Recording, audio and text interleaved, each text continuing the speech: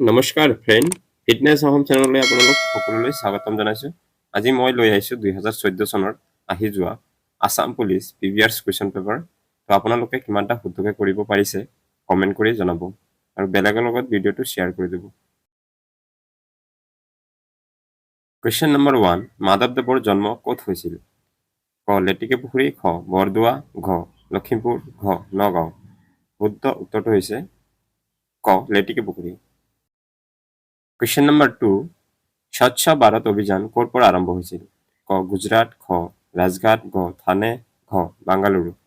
শুদ্ধ উত্তৰটো হৈছে ৰাজঘাট।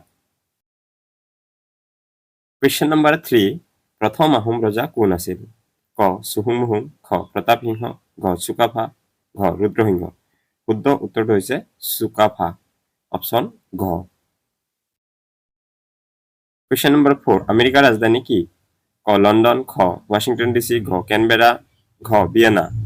শুদ্ধ উত্তৰটো হৈছে খ অপশ্যন খ ৱাশ্বিংটন ডিচি। কুৱেশ্যন নম্বৰ 5, আলি আই লিংগাং উৎসৱ কোনে উদযাপন কৰে? ক বড়ো, খ ৰাভা, ঘ দেউৰী, ঘ মিচিং। শুদ্ধ উত্তৰটো হৈছে অপশ্যন ঘ মিচিংসকলে উদযাপন কৰে।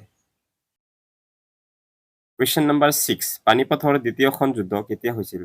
ক 1557, খ 1556, ঘ 1857, ঘ 1858। শুদ্ধ উত্তৰটো হৈছে অপশ্যন খ 1556 চনত।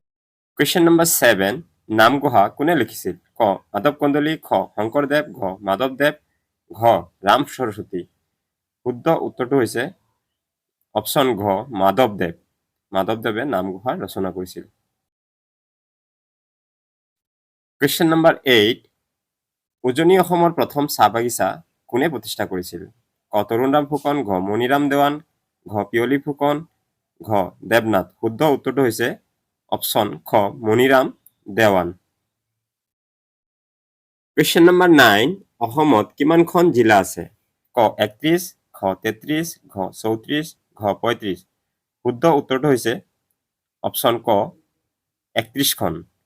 আৰু বৰ্তমান এইটো 2014 চনৰ হয়, বৰ্তমান আছে অসমৰ জিলা 35খন। কুৱেশ্যন নম্বৰ 10, আহোম ৰাজ্যৰ শেষ ৰাজধানী কি আছিল? ক চৰাইদেউ, খ যোৰহাট, ঘ ডিব্ৰুগড়, ঘ শিৱসাগৰ। শুদ্ধ উত্তৰটো হৈছে অপশ্যন খ যোৰহাট। যোৰহাট আছিল আহোমৰ শেষ ৰাজধানী। কুৱেশ্যন নম্বৰ 11, ভাৰতত বছৰটোৰ আটাইতকৈ দীঘলীয়া দিন? ক 21 জুন, খ 20 জুন, ঘ 22 জুন, ঘ 23 জুন। শুদ্ধ উত্তৰটো হৈছে 21 জুন, অপশ্যন ক শুদ্ধ উত্তৰ। কুৱেশ্যন নম্বৰ 12, দিহিঙীয়া ৰজা বুলি কাক জনা যায়? ক চুটাফা, খ চুহুংমুহুং, ঘ চুকাফা, ঘ চুবিনফা। শুদ্ধ উত্তৰটো হৈছে অপশ্যন খ চুহুংমুহুং। কুৱেশ্যন নম্বৰ 13, প্ৰথম অসমীয়া দৈনিক বাতৰি কাকতখন কি আছিল? ক প্ৰতিদিন, খ দৈনিক বাতৰি, ঘ বেংগল গেজেট, ঘ অৰুণোদয়। শুদ্ধ উত্তৰটো হৈছে অপশ্যন খ দৈনিক বাতৰি। কুৱেশ্যন নম্বৰ 14, অসমৰ পৰা কিমান সমষ্টি লোকসভাত আছে? ক 7, খ 14, ঘ 16, ঘ 12। শুদ্ধ উত্তৰটো হৈছে অপশ্যন খ 14খন লোকসভাত আসন আছে। কুৱেশ্যন নম্বৰ 15, জৈনসকলৰ পবিত্ৰ গ্ৰন্থখনৰ নাম কি? ক ট্ৰাংকা, খ আংগাছ, ঘ সূত্ৰ, ঘ বাইবেল।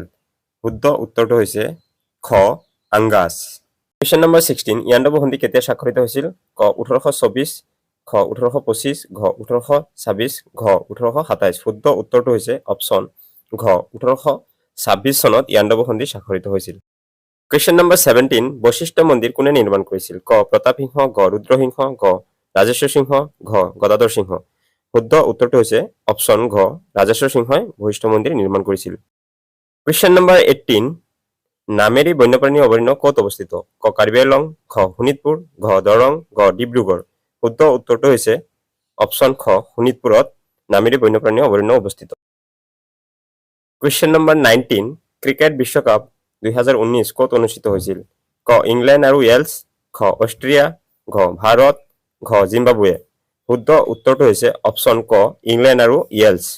কুৱেশ্যন নম্বৰ 21 ভাৰতৰ সংবিধান কেতিয়া গ্ৰহণ কৰা হৈছিল? ক 26 নৱেম্বৰ 1947, খ 15 আগষ্ট 1947, খ 26 নৱেম্বৰ 1949, ঘ 26 নৱেম্বৰ 1950। শুদ্ধ উত্তৰটো হৈছে অপশ্যন ঘ 26 নৱেম্বৰ 1949। কুৱেশ্যন নম্বৰ 22 নাছাৰ সম্পূৰ্ণ ৰূপ কি? ক ৰাষ্ট্ৰীয় বিমান আৰু মহাকাশ প্ৰশাসন, খ ৰাষ্ট্ৰীয় আৰু মহাকাশ সংস্থা, খ ৰাষ্ট্ৰীয় আৰু মহাকাশ প্ৰশাসন, খ ৰাষ্ট্ৰীয় বিমান আৰু মহাকাশ ক্ষেত্ৰ। শুদ্ধ উত্তৰটো হৈছে অপশ্যন ক ৰাষ্ট্ৰীয় বিমান আৰু মহাকাশ প্ৰশাসন।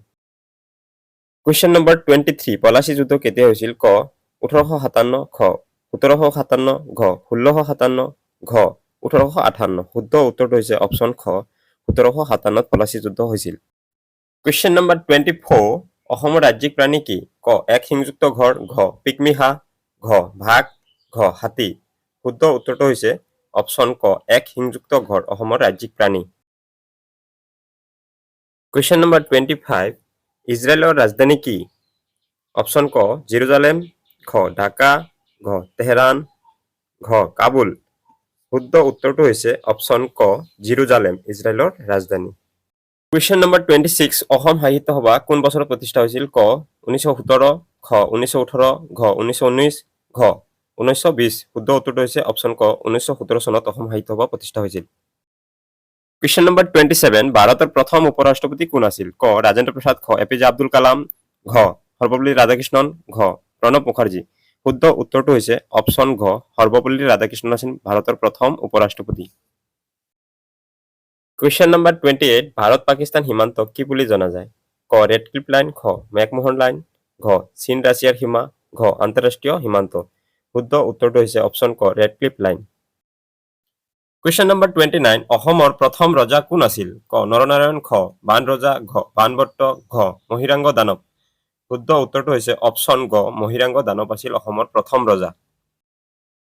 কুৱেশ্যন নম্বৰ 30 অসমত চাহ কোনে আৱিষ্কাৰ কৰিছিল? ক ৰবাৰ্ট ক্লাৰ্ক, খ ৰবাৰ্ট ব্ৰুচ, ঘ লুলুয়ু, ঘ এম্পিয়াৰ চুঞ্জি।